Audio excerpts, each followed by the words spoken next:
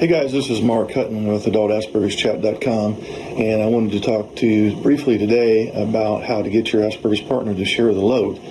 One of the things that I always run into when I counsel couples where one person has Asperger's syndrome and the other one is a neurotypical, usually it's the wife that's the NT and the husband that has Asperger's syndrome, is this problem of sharing responsibilities. It's often the case where the NT wife feels that she is taking the lion's share of the load and the husband is kind of slacking off. And that's very common, and those NT women that are watching this video, I'm sure you've experienced that. So you do want to allow your Asperger's husband, in this case, to take on some adult responsibilities, of course, even if he doesn't live up to your standards.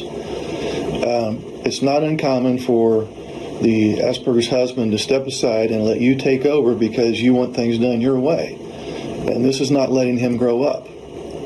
Remember that Asperger's syndrome is a developmental disorder. And so he is literally underdeveloped in the social emotional department. In other words, his social emotional brain is immature relative to his chronological age.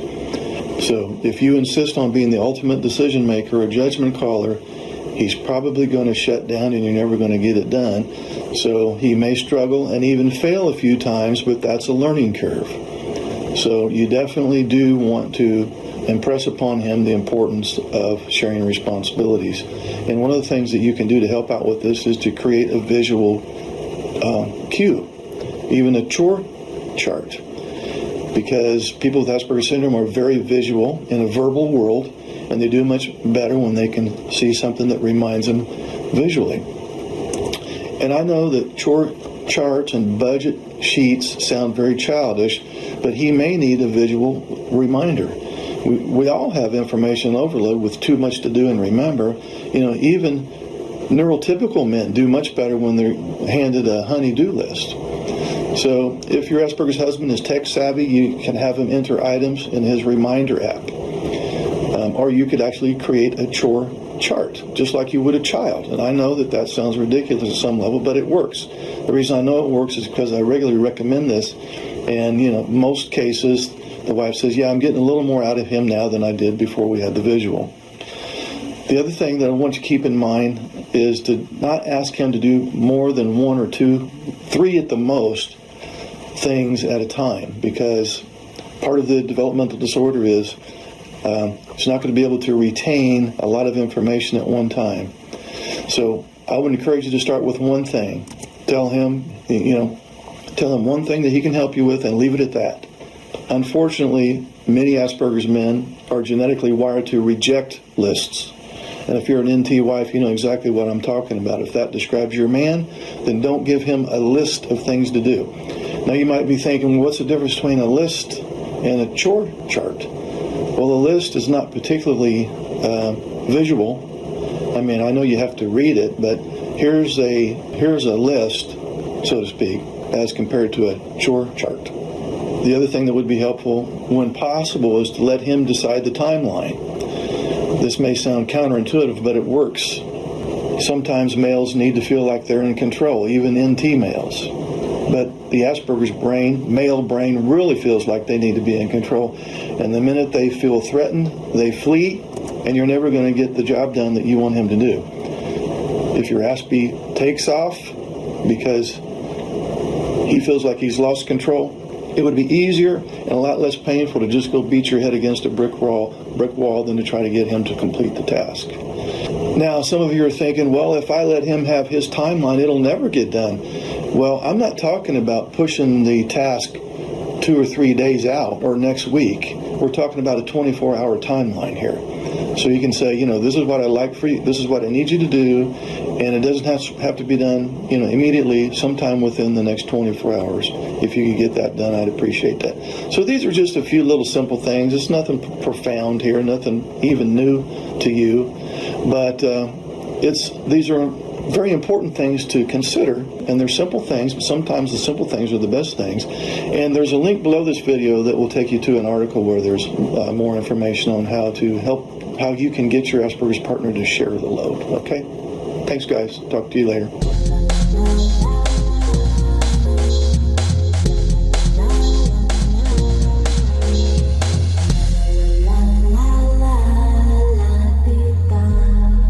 Hey guys, this is Mark Hutten with AdultAsperger'sChat.com, and today I want to talk to those individuals on the autism spectrum about how you may be able to improve your emotional intelligence.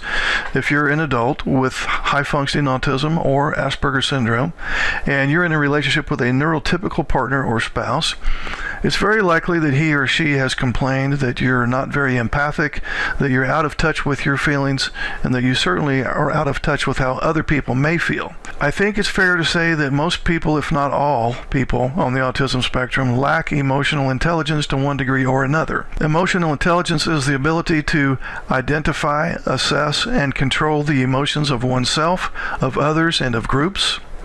It's the ability to harness emotions to facilitate various cognitive activities, for example, thinking and problem solving. It's also the ability to detect and decipher emotions in faces, pictures, voices, cultural artifacts, including the ability to identify one's own emotions. It's the ability to comprehend emotional language and to appreciate complicated relationships among different emotions. Now, emotional intelligence consists of only 4 attributes. Social awareness. This is understanding the emotions, needs, and concerns of other people, picking up on emotional cues, feeling comfortable socially, and recognizing the power dynamics in the group.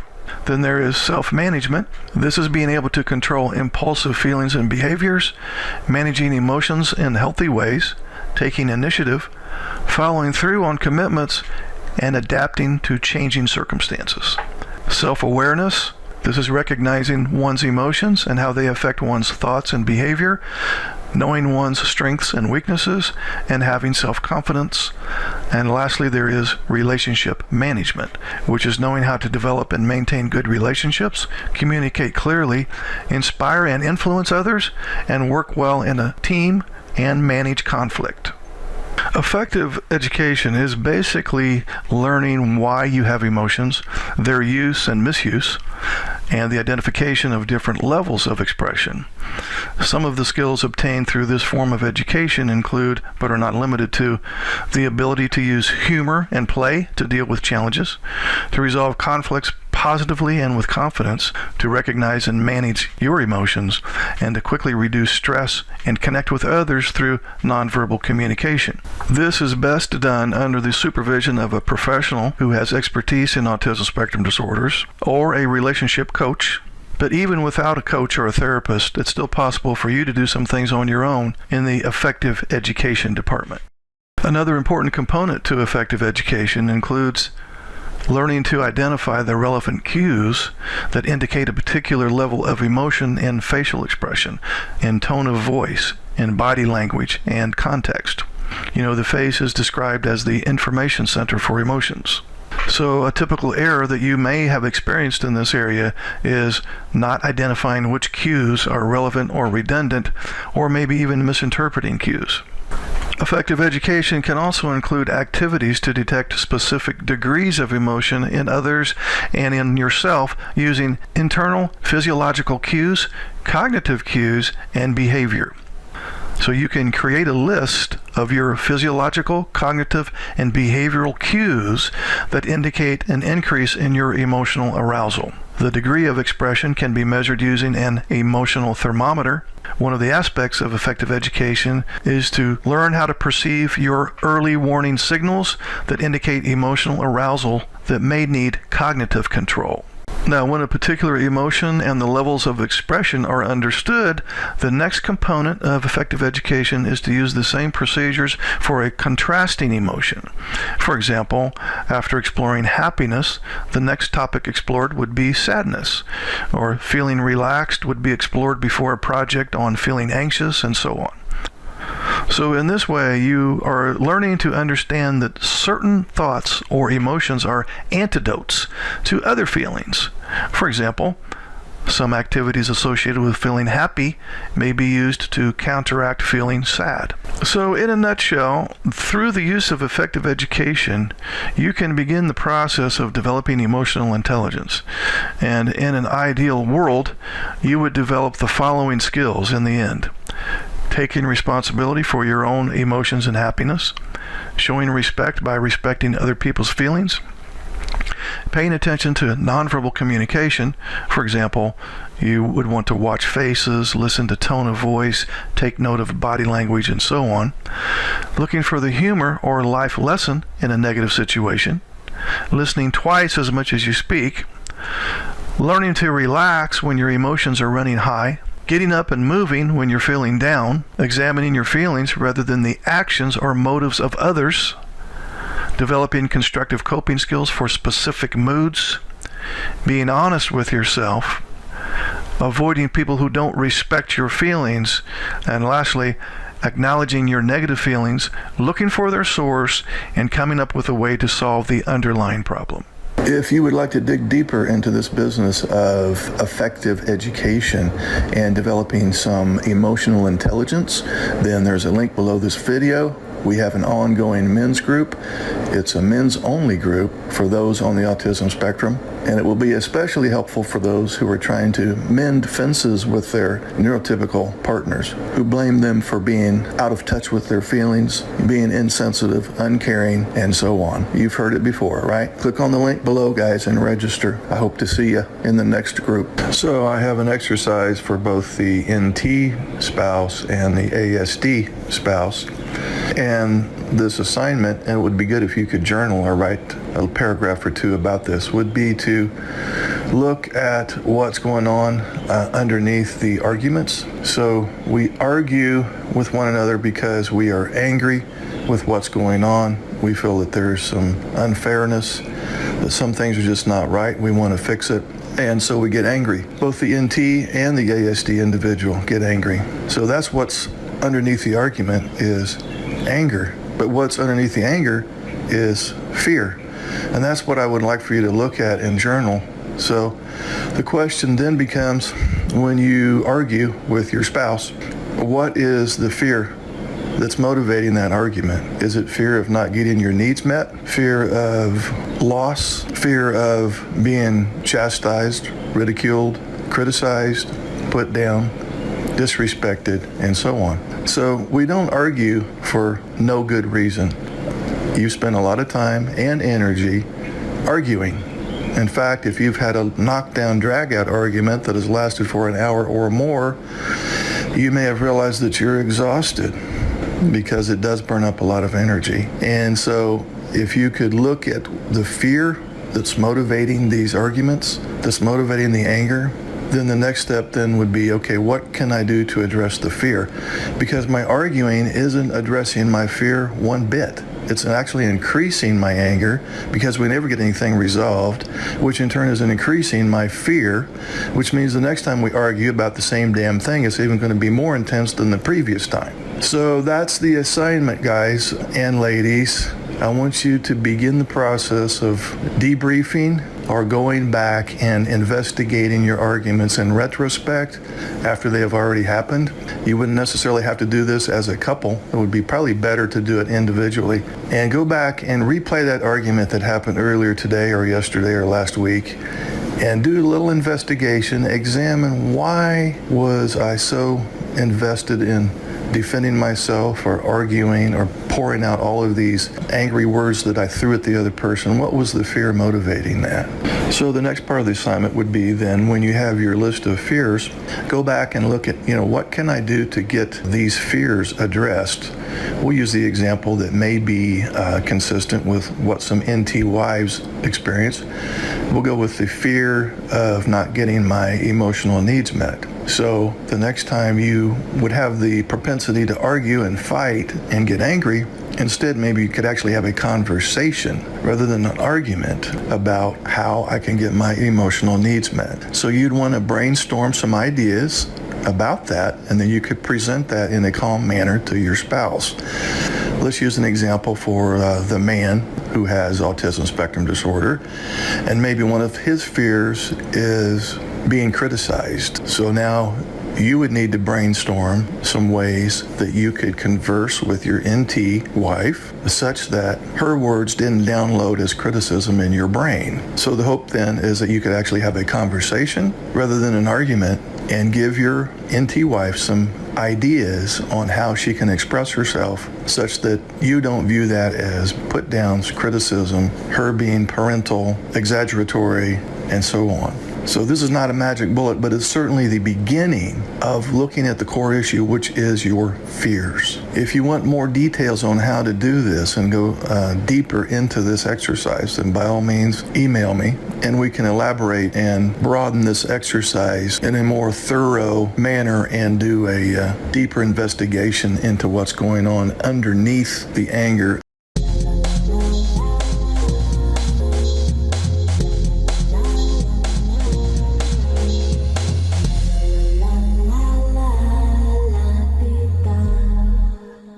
I often get a lot of complaints from neurotypical wives regarding their Asperger's or high-functioning autistic husband's lack of cooperation or unwillingness to be a team player, so to speak. So what if I told you that your husband was exhibiting non-compliance or not being very cooperative for a good reason, at least in his mind? Many people with Asperger's and high-functioning autism are simply not comfortable with things that don't make sense to them. These individuals are what I'm going to refer to as rationale dependent, and they're largely focused on logic. They need to know the reasons for the rules or the expectations in order to avoid both confusion and anxiety. So you no doubt have certain expectations and certain needs and wants, of course, but blindly accepting these expectations that you have is not the way the rational dependent person functions. So your husband needs to understand the reasons behind your actions, why you want something done in a particular way, and it has to make sense to him. Since he is overly analytical, he often behaves, quote, inappropriately, unquote, which is a term you probably have used, because he never gets past the analysis stage to the action stage.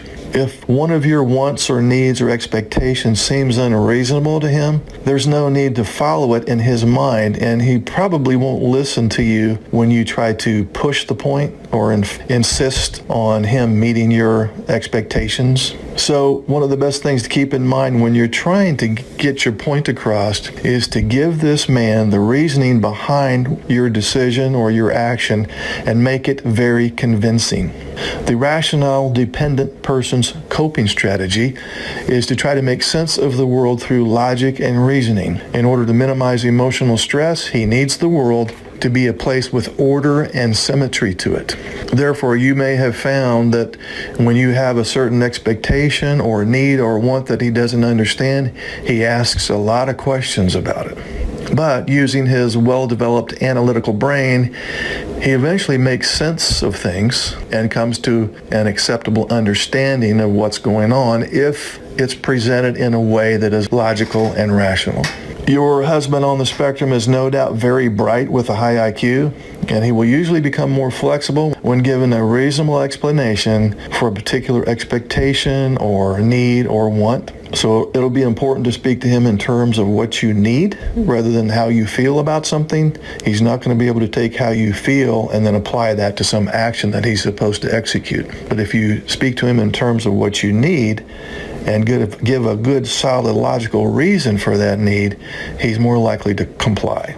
He's probably going to have his own reasons and explanations beforehand that are not going to be in alignment with your reasons and explanations. Therefore, simply stating your expectation or need or want is not enough.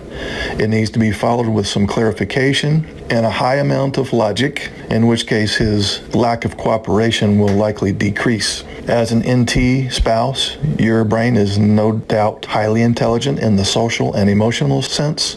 His is not. He's highly logical, and so when you want to appeal to his logic, you stand a much better chance of getting him to be a true team player. Hey guys, this is Mark Hutten with AdultAspergersChat.com, and one of the things that I run into a lot in counseling couples where one is affected by Asperger's syndrome and the other partner is a neurotypical is the neurotypical partner often complains that her Asperger's partner doesn't meet her emotional needs. I see this dilemma in almost 100% of cases that I deal with. So to briefly explain that, Asperger's syndrome is a developmental disorder, which means that their social emotional brain is not fully developed. In other words, they're socially and emotionally immature compared to their chronological age. So what this amounts to is that the individual with Asperger's is low in emotional intelligence. There's a bunch of different types of intelligence. There's bodily kinesthetic intelligence. In other words, that would be body smart. There's existential intelligence. You could think of that as being life smart. There's interpersonal, which would be people smart. Intrapersonal, which would be self smart. Linguistic would be word smart. Spatial would be picture smart. So they're very low in the interpersonal category. In other words, they really have a great difficulty in understanding and expressing emotion, both in themselves and others. And to briefly mention the research on this, low emotional intelligence may either relate to a malfunctioning in the right hemisphere of the brain or an overactive left hemisphere, which leaves the right hemisphere unable to compensate. So you could think of emotional intelligence as insight into self plus relationships plus environment. It takes those three components.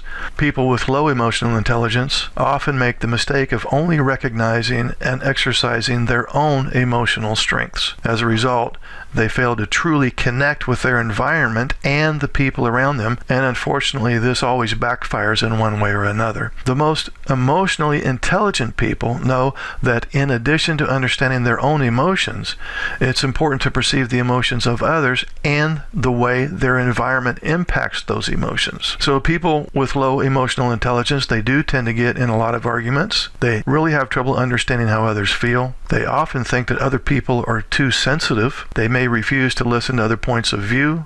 They often blame others for mistakes. They really struggle to cope with emotionally charged situations. They may exhibit sudden emotional outbursts, which we call meltdowns. They may exhibit periods of retreat from stressful situations, and that we call that shutdowns. They have difficulty maintaining relationships, especially with their significant other in a romantic relationship situation, and they tend to lack empathy, at least to the degree that their neurotypical partner would like. So this is a bit of an oversimplification of describing, why your Asperger's partner has difficulty meeting your needs, but think of it like this. Your Asperger's partner is probably super intelligent in the logical part of his brain, but he is learning disabled in a sense in the emotional part of his brain. So it's not that your Asperger's partner is purposely trying to avoid meeting your needs. Since he is not interpersonal smart, he simply has a real problem understanding and expressing his emotions and in the emotions of others.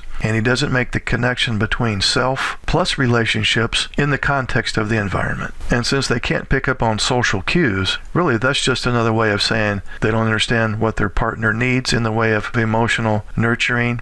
And so they can come off as a person who is simply uninterested in how you feel, which does make the NT partner feel like she's not a priority in her Asperger's partner's life. For more information on this topic, please click on the links below. Thanks, guys. This is Mark Hutten, AdultAsperger'sChat.com.